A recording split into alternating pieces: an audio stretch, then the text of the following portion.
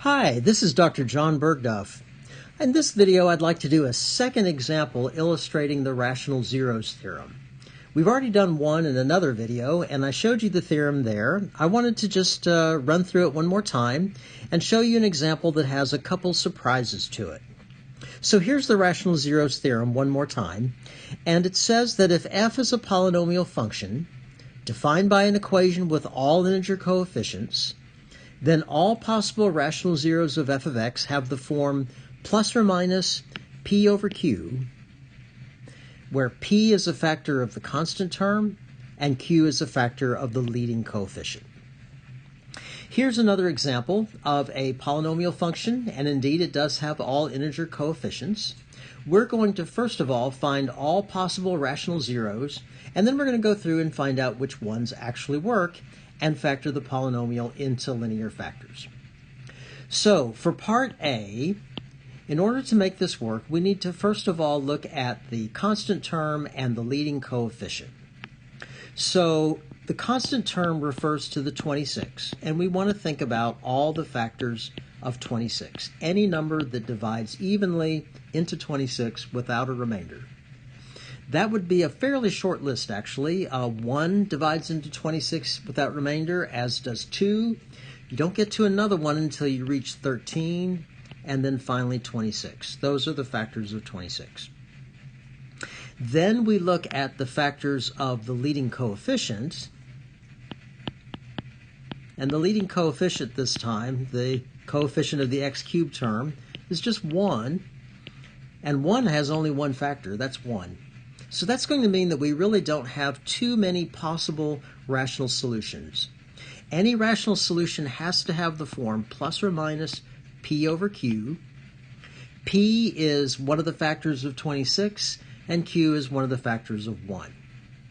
Now, the only factor of 1 is 1, so the denominator of all these fractions will be a 1. It's just a matter of picking anything from the first list, the list of factors of 26, and putting that over 1, in each case plus or minus. So that leaves us with just a very few options: plus or minus 1, plus or minus 2, plus or minus 13, plus or minus 26. If, and again I emphasize if this polynomial function has any rational solutions, it would have to be numbers chosen from this list. Which ones? Well, that's a trial and error process where you just pick one and you see if it works.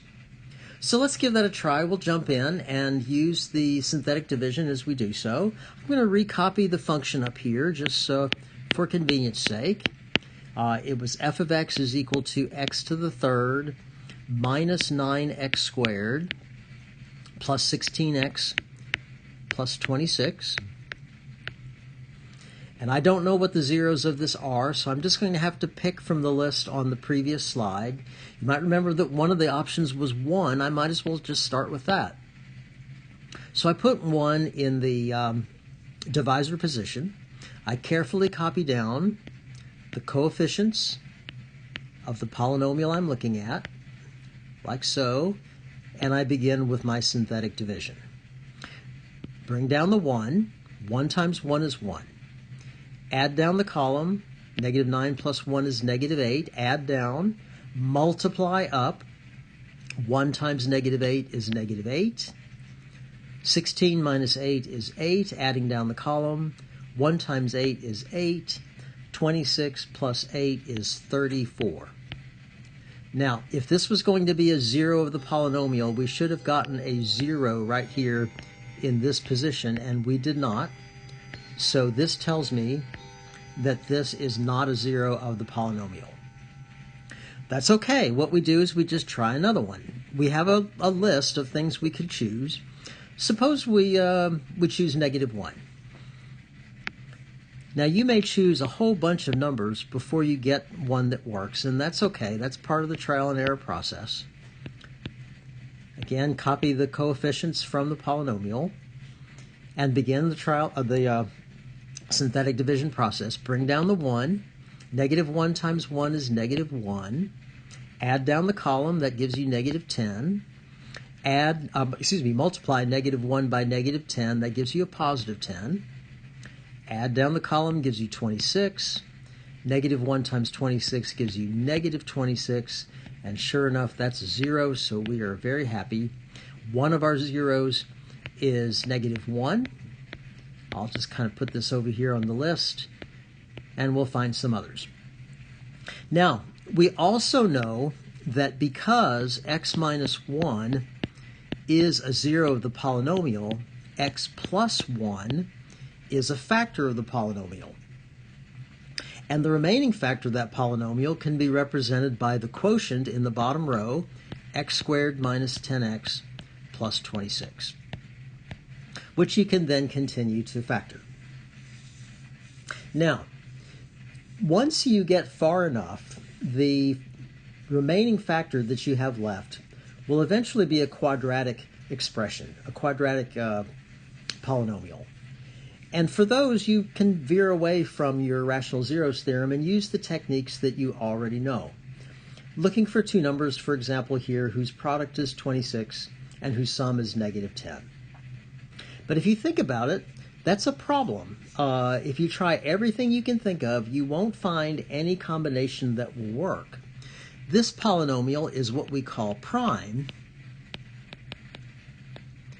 which means that it doesn't factor, at least as long as you're restricting yourself to real number coefficients. Hang on to that thought. Now, the fact that that is prime does not necessarily mean, in fact doesn't mean, that there are no zeros that go with it. The value, to find zeros, you set f of x equal to 0. If I were to do that, look at what would happen here. Setting f of x equal to 0, I would have my x plus 1, and that gives me the 0 of negative 1, which we already know about. And then I'd have my x squared minus 10x plus 26. Setting each factor equal to 0, I do get negative 1 here. That's no big surprise. The fact that this doesn't factor doesn't mean there's no zeros. I could use an old friend, the quadratic formula, which we haven't seen in a little while. Because this does have solutions, they're just dictated by the quadratic formula. Well, let's try that out. So according to the quadratic formula, you would take negative b. Now my b is negative 10, so I put that here. Plus or minus the square root of b squared, that's negative 10 squared, minus 4 times a is 1, times c is 26, all over 2 times a, which is 1. And we will get solutions, which are zeros of the equation, just by working this through. Negative 10 is positive 10. 10 squared is 100. 4 times 1 times 26 is 104. And then, simplifying under the radical, we'd have the square root of negative 4, principal square root of negative 4, which is 2i. Aha, complex zeros. And then we can split this up into two expressions. We'd have 10 over 2 plus or minus 2i over 2, and I get 5 plus or minus I. So my zeros, there are 3 of them, negative 1, 5 plus I, and 5 minus I. So that answers part of the question we wanted. We wanted to find all the zeros of the function, and it's just that this time they have turned out to be complex. I do want to notice, and we're going to make a point of this later, notice that we got 5 plus I and 5 minus I. That's a conjugate pair. Complex non-real solutions of equations, of polynomial equations, always come in conjugate pairs like that. I'll make a point of that later. Now you might notice, I'm going to go back to the original question, that I did want to factor the function into linear factors. But we said, wait a minute, this polynomial is prime. It doesn't factor. It doesn't factor with real number coefficients, but you can factor it with complex numbers. Remembering our factor theorem, if 5 plus I, oh, I wrote that poorly. If 5 plus I is a 0,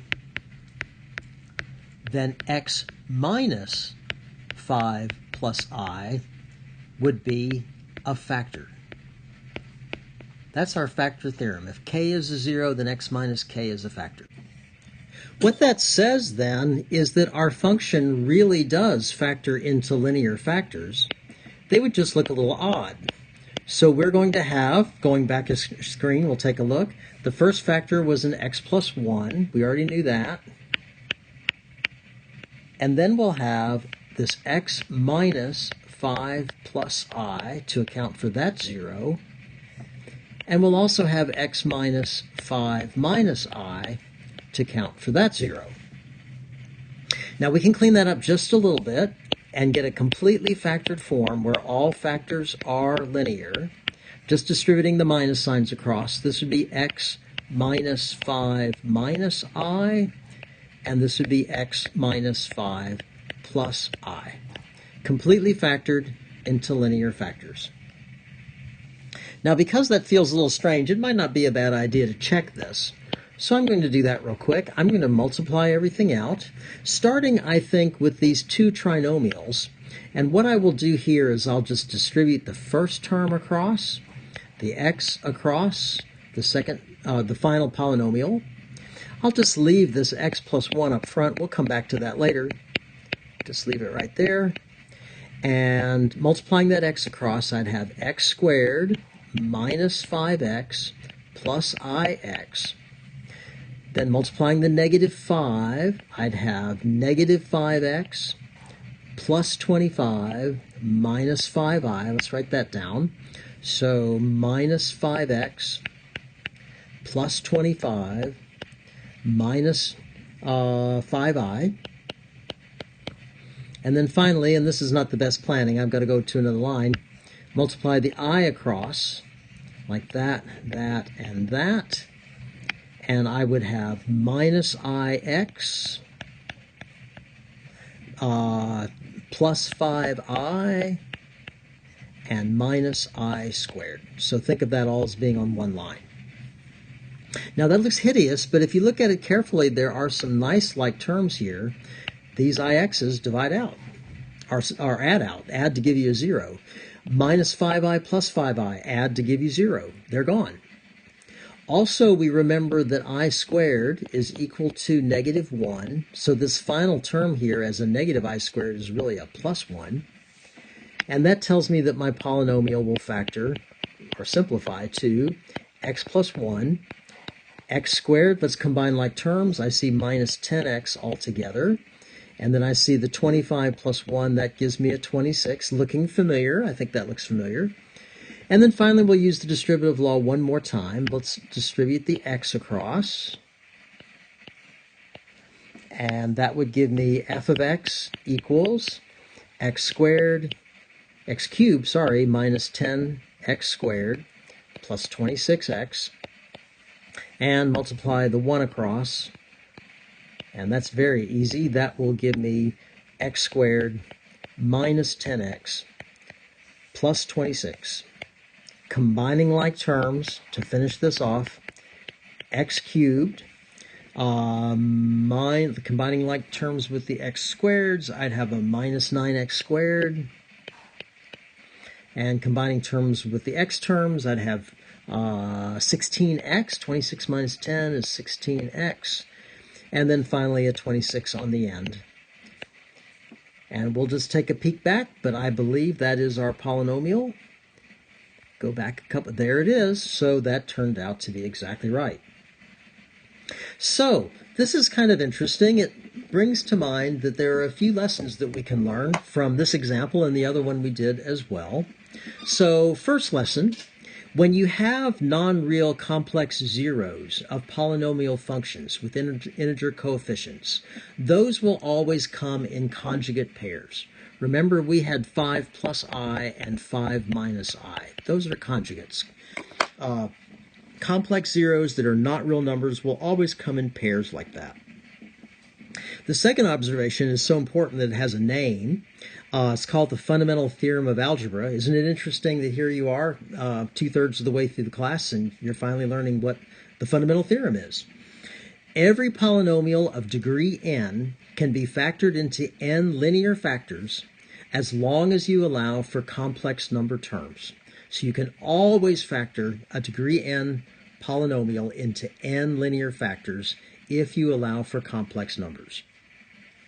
And finally, and this one was very important, a function defined by a polynomial of degree n will always have n zeros, accounting for multiplicity. The multiplicity just implies that you might have some repeated zeros, but for example, if the highest exponent is a 3, there will be 3 zeros. If the highest exponent is 15, there will be 15 zeros, even if some of those are repeated.